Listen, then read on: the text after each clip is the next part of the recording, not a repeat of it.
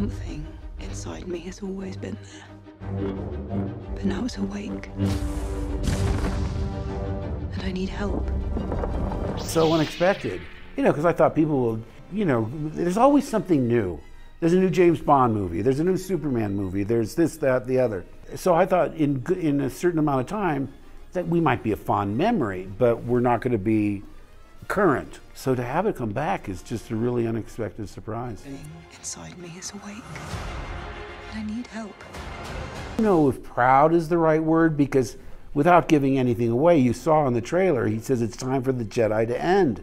I just couldn't believe my eyes when I read that in the script. I said, what in the heck has happened in between the last time we saw him and now that he would become so cynical, such a pessimist when he was the most hopeful character? But I love the fact that, because Rian Johnson, who wrote it and directed it, pushed me out of my comfort zone.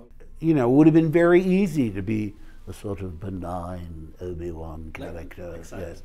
But we've seen that before, done by one of the greatest actors ever, Sir Alec Guinness. So there's no way I could be better than that. And one thing that's a challenge to every new director and writer is to find ways to deliver all the elements people want in a Star Wars film, but also to surprise them, to give them things that they didn't expect. And the challenge, the bar gets higher and higher with each new film. Right. Kill it.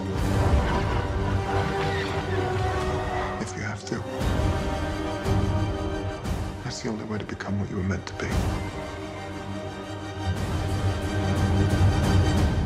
I didn't expect anything but just to be visiting another set. And I knew they would replicate it based on the original blueprints and photographs, but I just was sort of overwhelmed with emotion that I didn't expect. It was like visiting like a home that you remembered as a child but hadn't been in for decades. Every detail was mind-blowing. The dice in the cockpit and the oil drips, they just duplicated it. And I just got sort of choked up because I thought, I'm home, you know.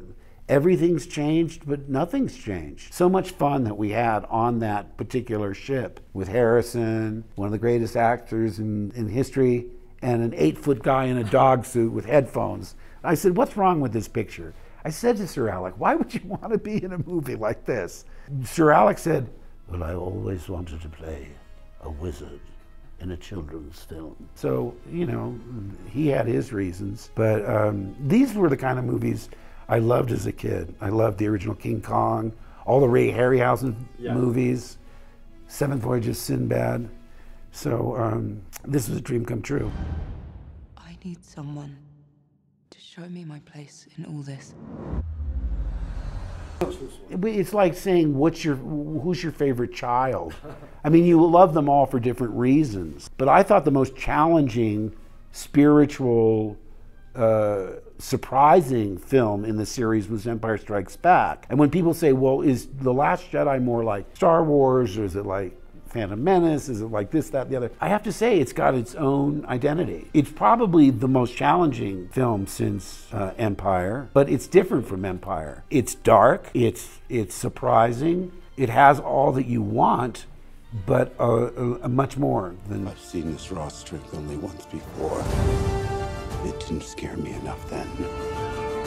It does now. Annoying that I don't have it in real life. I have to admit, sometimes when I go into the grocery store and I come to an automatic door, I do this and pretend that... That's the force. But everybody can do it. It's all make-believe, and I'm not Luke. But I can aspire to be him because he's a much better man than I am.